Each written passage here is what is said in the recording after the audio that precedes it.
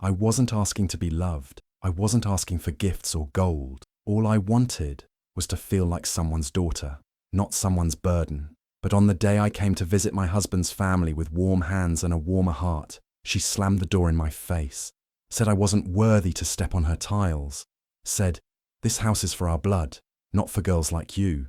I walked away, holding back tears. But what she didn't know was that her son, Jabari, had already written my name on the deed. Aroa never had much in life. She grew up without parents, raised by her grandmother in a small, quiet home.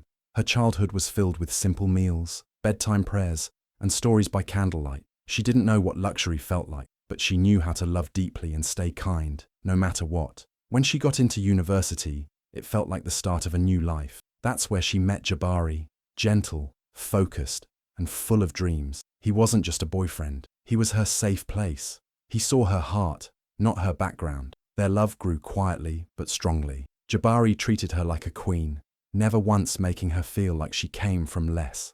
They studied together, laughed in the campus gardens, and dreamed of a future that didn't care where they came from, only where they were going. So, when he asked her to meet his family, Aroa was nervous but hopeful. She wore her best dress, braided her hair like her grandmother used to, and held a small bag of gifts. In her heart, she was ready to meet the woman who raised the man she loved. But when they arrived at the house, everything changed. Mckina didn't smile. She didn't even step forward. She stayed on the porch with crossed arms and cold eyes. Her gaze went straight to Aroa and stayed there too long. Then she looked at Jabari and asked with a sharp tone, "That's the girl?" The words hit Aroa like cold water. She stood there quietly, hands still holding the gift bag, unsure whether to step closer or turn away. Jabari tried to break the silence, introducing Aroa, but Mckina didn't respond. She simply turned around and walked back inside, leaving the door open just wide enough for her son, but not the girl beside him. Aroa didn't cry. She just lowered her eyes and smiled politely. But inside, her heart had already cracked a little. She had come with love in her hands. She left with silence in her soul. From that day, she understood. She wasn't just entering a home. She was stepping into a battle she never asked for. Aroa tried her best to stay hopeful. Even after that cold first meeting, she kept telling herself that maybe Mckina just needed time. Maybe she was surprised. Maybe she was just being protective of her son. Aroa believed that love could melt any wall, so she kept showing up with a smile, with kindness, and with respect. But every visit felt like walking into a storm. Whenever Aroa came to the house, Mckina would barely look at her.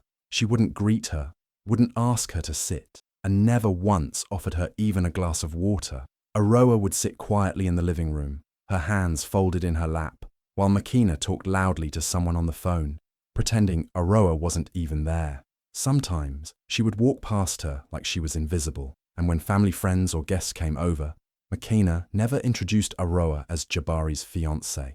Instead, she would say, "This is Jabari's friend," as if their love meant nothing, as if Aroa didn't belong. Jabari saw it all, and every time he tried to speak to his mother, he begged her to give Aroa a chance. He reminded her that Aroa had done nothing wrong. He even told her about how Aroa helped him through tough times at school, how she supported him emotionally, how she was the reason he believed in himself again. But Mckina's heart was like stone. She always gave the same answer: "She's not one of us." Aroa didn't complain, not once. She didn't argue, didn't fight, didn't run to Jabari with tears. She believed that if she just stayed patient, Mckina's heart would change. So she kept coming with small gifts, fruits, handmade things, even flowers. She kept greeting her with respect. She even helped in the kitchen once, but Mckina told her, "Leave that. You don't know how we cook here." Every small effort Aroa made was met with a closed door, but she still held on. Her grandmother had always told her, "Good hearts win in the end." So Aroa kept her good heart. She never talked badly about Mckina to Jabari. She just kept trying to be part of the family, without forcing it. But deep down, it was starting to hurt, because love, no matter how strong, starts to feel lonely when it's never welcomed. And Aroa was slowly realizing that being kind doesn't always make someone accept you. Still, she waited, because she believed that one day, things would change. She just didn't know yet that it would take something painful to shift everything. Aroa had always believed that one day, things would turn around. So on her 26th birthday, she decided to take a step forward with hope in her heart. She woke up early, ironed her best dress, and braided her hair just the way Jabari liked. She carefully wrapped small, thoughtful gifts for each member of Jabari's family. Nothing big, just tokens of love. She even added a handwritten note for Mckina, praying that maybe this day would be different. It wasn't about showing off. Aroa only wanted one thing, for Mckina to see her not as an outsider, but as someone who truly loved her son and wanted to be part of their lives. She imagined them sitting together, maybe laughing over lunch, maybe even getting a warm hug. Her heart was full of hope as she walked up to the family home, holding her gift bag tightly with both hands. But when she reached the gate, all that hope slowly began to crumble. Mckina stood there, arms folded, eyes cold and unwelcoming. She didn't smile. She didn't even ask why Aroa was there. She simply looked her up and down like she was nothing more than trouble showing up at her doorstep. Before Aroa could speak, Mckina stepped forward and blocked the gate completely. Her voice was sharp and loud. "You're not part of this family. I don't care whose ring is on your finger. You will not enter my house." Aroa froze. The wind felt colder, and the world around her seemed to go silent. She blinked, thinking maybe she misheard, but Mckina's eyes told her it was no mistake. Aroa slowly looked down at the gift bag in her hand. Her fingers began to shake. She had come with love, with peace, with pure intentions. But standing in front of that gate, all she received was rejection. She didn't argue. She didn't cry. She didn't beg. She looked into Mckina's eyes, took a soft breath, and said only 3 words. "Okay, I understand." Then she turned around and walked away, holding the gift bag close to her chest, not because she needed the gifts, but because it was the only warmth she had left in that moment. When she reached the road, she stood still for a moment, took one deep breath, and wiped a tear that escaped without permission. It was her birthday, a day meant for joy. But that day, something inside Aroa broke quietly, and she didn't even tell Jabari, because some heartbreaks don't need words. They just sit inside you and wait to be understood. Aroa stood at the gate, holding back the pain building inside her. Mckina's words still echoed in her ears, cold, final, and full of rejection. But Aroa didn't let her face show the storm inside. Instead, she did something powerful. She smiled. It wasn't a big smile. It wasn't happy, but it was the kind of quiet smile that said, "I won't let you break me, even if you already have." Then, without saying another word, Aroa turned around. Her back was straight. Her hands still clutched the gift bag, though it now felt heavier than ever. She walked away slowly, one step after another, like each step was holding back a flood of emotion. She didn't run, she didn't yell, she didn't look back, because she knew if she did, the tears might fall. On her way home, the world felt blurry. Cars passed by, people laughed in the distance, but inside Aroa, there was silence, a heavy, aching silence. She kept asking herself why nothing she did was ever enough for Mckina, why love, respect, and kindness still weren't enough to be accepted, but no answers came. When she got home, Jabari was waiting. He had made dinner, decorated a small corner of their apartment with balloons, and was ready to celebrate her birthday. The moment she walked in, he noticed something was off. Her eyes looked tired. Her smile didn't reach her eyes. But she didn't say a word about what happened at the gate. She hugged him gently and said, "Thank you for making today special." That was all. Jabari didn't push. He didn't ask, but his heart knew. He had a feeling his mother had done something cruel again. He could see it in Aroa's silence, in the way she avoided eye contact when he brought up family. He didn't say it out loud, but deep inside, a quiet fire began to burn in his chest. Aroa spent the night pretending to be okay. She laughed at his silly jokes. She blew out the candle on a small cake. She even danced a little when Jabari played her favorite song. But when she finally lay in bed, facing the wall, her heart was heavy. She wasn't angry, just deeply, deeply tired. Because sometimes the hardest thing is not when someone rejects you, but when you keep hoping they won't, and they still do. Still, Aroa didn't let bitterness win. She had walked away from that gate with empty hands, but her dignity was still with her, and that was the only gift she gave herself that day. That night, after Aroa had fallen asleep, Jabari sat quietly in the living room, staring at the small birthday decorations he had put up earlier. The balloon string had come loose and floated down to the floor. The cake remained half-eaten, but what bothered him most wasn't the quiet, it was Aroa's silence. She hadn't told him anything, but he knew. He had seen the sadness in her eyes, the way she smiled without joy, the way her voice trembled when she said thank you. Jabari didn't need detail. He knew his mother too well, and deep down, he understood that Aroa had been hurt again, probably worse than ever before. So Jabari stood up, picked up his car key, and walked out of the apartment without saying a word. The night was dark and quiet, but his heart was loud. He didn't play music in the car. He didn't make any calls. He just drove, his mind full of memories, of how Aroa had always shown respect, how she never complained, how she stayed kind, even when she was treated badly, and how his mother never saw any of that. By the time he reached his mother's house, it was almost midnight. He didn't knock loudly. He didn't yell her name. He just waited at the door until she opened it, surprised to see him standing there at that hour. She looked behind him, expecting Aroa, but she wasn't there.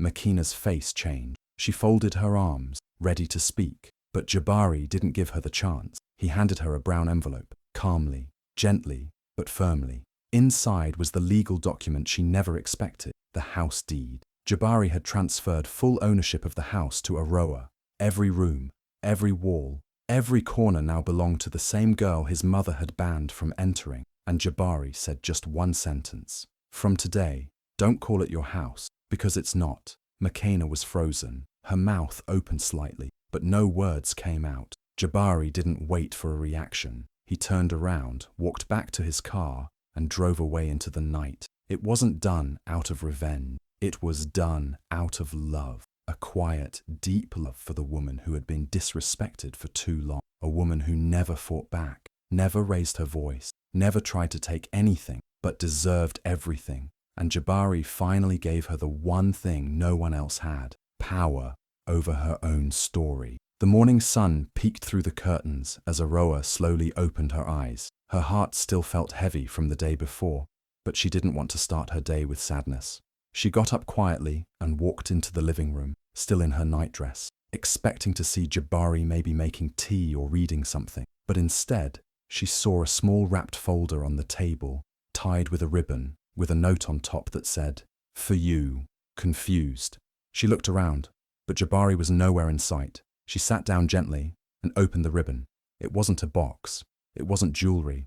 It wasn't anything she expected. Inside the folder, there were a few official-looking papers. At first, she didn't understand what she was looking at. Then she saw her name, her full name, bold, clear, typed across the top of a legal document. She looked closer. It was a house deed. The house.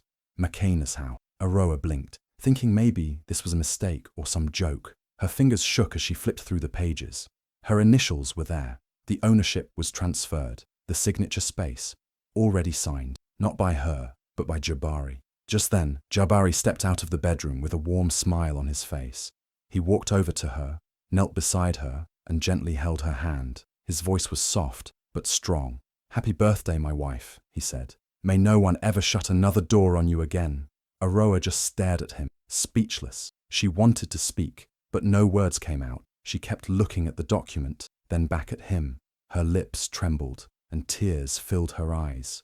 Not from pain this time, but from shock, from love, from the deep meaning behind what he had done. He hadn't bought her anything expensive. He hadn't thrown a big party, but he had given her something that no gift could match. Respect, honor, a place that was once used to reject her, now belonged to her. "I didn't ask for this," she whispered. "I know," Jabari replied, "but you deserved it." For a moment, they both sat in silence. And in that silence, everything that had been broken inside Aroa began to heal, slowly, softly, because it wasn't about the house.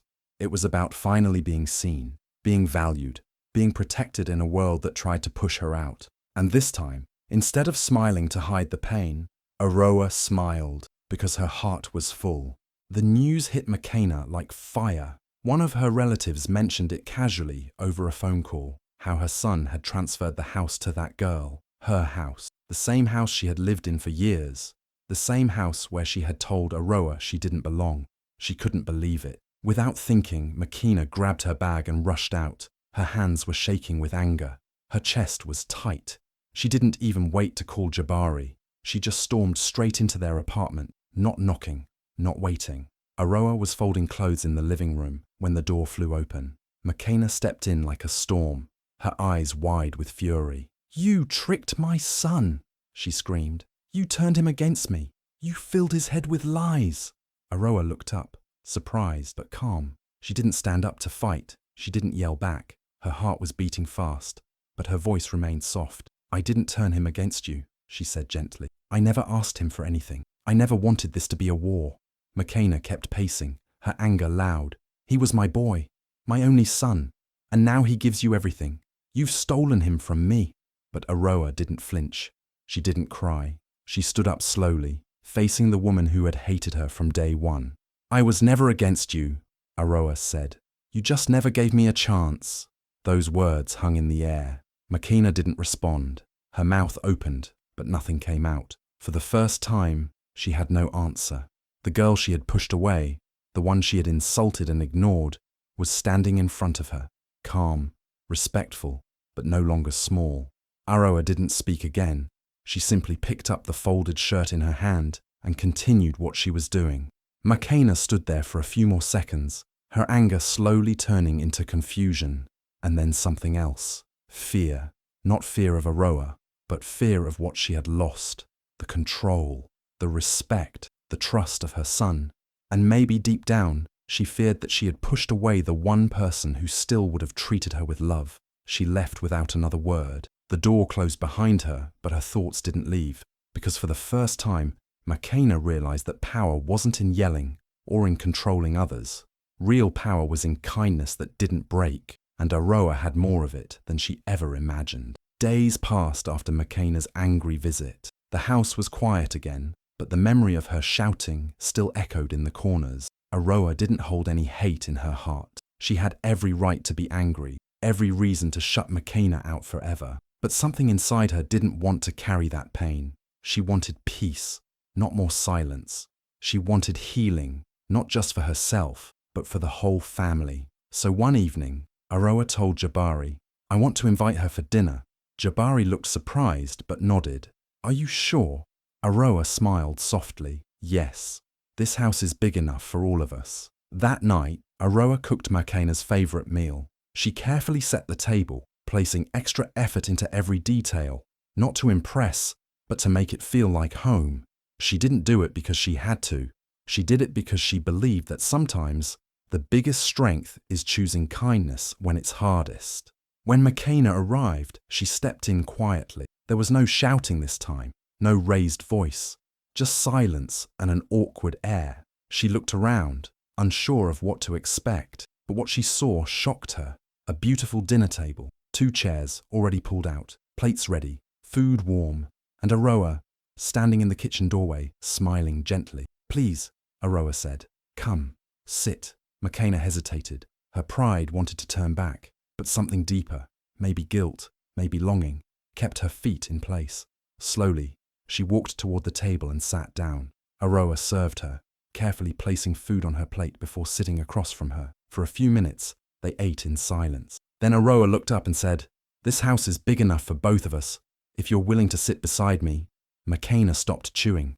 Her hand froze over her plate. She looked at Aroa, really looked at her for the first time, not as an enemy, but as a woman who had loved her son with everything she had, and still had the grace to offer her a seat. And just like that, Mckina's walls began to fall. Tears filled her eyes, not the kind that come from anger, the kind that come when you realize you've been wrong for so long, and someone still welcomes you anyway. "I didn't know how to be kind to you," she whispered. "But you were kind anyway." Aroa didn't say anything back. She didn't need to. Her eyes said it all. That night, the house changed. It was no longer a place of rejection. It became a place of understanding, a place where love, finally, was allowed to grow. After that dinner, things didn't magically become perfect. Mckina didn't wake up the next day with a new attitude. She still carried her pride, still found it hard to show warmth, and never said the words Aroa secretly hoped to hear, "I'm sorry." But Aroa didn't let that stop her from moving forward. She had waited for years, for a smile, a hug, a kind word, and she had learned the hard way that sometimes those things never come. But Aroa also learned something more important. Healing doesn't need someone else's permission, so she stopped waiting. Aroa chose peace, even without an apology. Not because she forgot everything Mckina had done, the insults, the rejection, the pain. No, she remembered it all. But she also remembered who she was. A woman who had loved deeply, stayed kind through every storm, and still managed to smile without bitterness. She forgave not to let Mckina off the hook, but to free herself from the weight of anger. She realized that carrying pain in her heart wouldn't change the past. It would only hold her back from the future she deserved. Sometimes, Aroa would catch Mckina, watching her quietly, when she helped Jabari with work, or played with the neighbor's child, or even when she watered the plants outside the house. There was a softness in Mckina's eyes now, but still no words. And that was okay. Aroa no longer needed them, because real forgiveness isn't about making the other person feel better. It's about choosing not to let their actions define your peace. She continued living with grace. She still greeted Mckina every morning with a gentle, "Good morning." She still made her tea. She still respected her, even when the room felt silent and heavy. People around her began to notice how strong Aroa truly was, not because she fought back with anger, but because she rose above it. Jabari once asked her, "How do you do it? How do you stay so kind?" Aroa smiled and said, "Because I don't want to become what hurt me." In that simple sentence, everything made sense. She had built a life full of love, not revenge. She chose to move forward not because Mckina changed, but because she had. And in doing that, Aroa didn't lose anything. She won her peace. She kept her dignity. And most of all, she didn't let bitterness live where love could grow. Years passed, and Aroa's quiet strength became her loudest voice. She didn't need to shout her story from rooftops. People simply saw the way she lived, graceful, kind, and unshaken. Women began reaching out to her, asking how she had survived the storm, how she still smiled after everything, how she kept her heart soft when life tried to harden it. Aroa started small, just a few women in her living room. She shared her story, not as a victim, but as someone who had risen without stepping on anyone else. She taught them how to set boundaries with love, how to speak up without shouting, how to forgive without waiting for sorry. Her words touched hearts because they came from real experience. She reminded them, you don't have to lose yourself to be a good wife or daughter-in-law. Build your place, even if no one hands it to you. And that's exactly what she had done. She built a home where peace ruled, not pride, where kindness echoed louder than ego, where even pain found a corner to rest and heal. Aroa didn't need to prove herself anymore, because she was proof. That healing was possible. That rejection didn't have to be the end. That love could be stronger than hate if you let it. Then came her birthday. Jabari had planned a small surprise with close friends and family. Laughter filled the room, candles flickered, and Aroa's heart was full. But there was one moment that made everyone pause. She stood up, walked over to Mckina, now older, slower, quieter, and gently placed a small box in her hand. Mckina looked confused, but opened it. Inside was a key, not just any key, the extra key to Aroa and Jabari's home. Mckina looked up, eyes wide. Aroa smiled softly and said, "You shut the door on me once, but I left it open." There was no anger in her voice, no sarcasm, just truth, wrapped in grace. That one sentence held everything Mckina had never understood about Aroa until now. She hadn't fought to take a place. She had created one. And even after all the hurt, she had chosen to share it. Not because Mckina earned it, but because Aroa had grown so much. She didn't need revenge to feel powerful, just peace. The room went silent, not from shock, but respect. That day, Aroa didn't just celebrate another year of life. She celebrated everything she had built and proved that sometimes the people who weren't given a seat at the table end up building a whole home around it. If this story touched your heart, don't scroll without sharing it. Tag someone who needs to hear this today, because sometimes the strongest women are the quietest fighters. Drop a here if you believe healing is more powerful than revenge.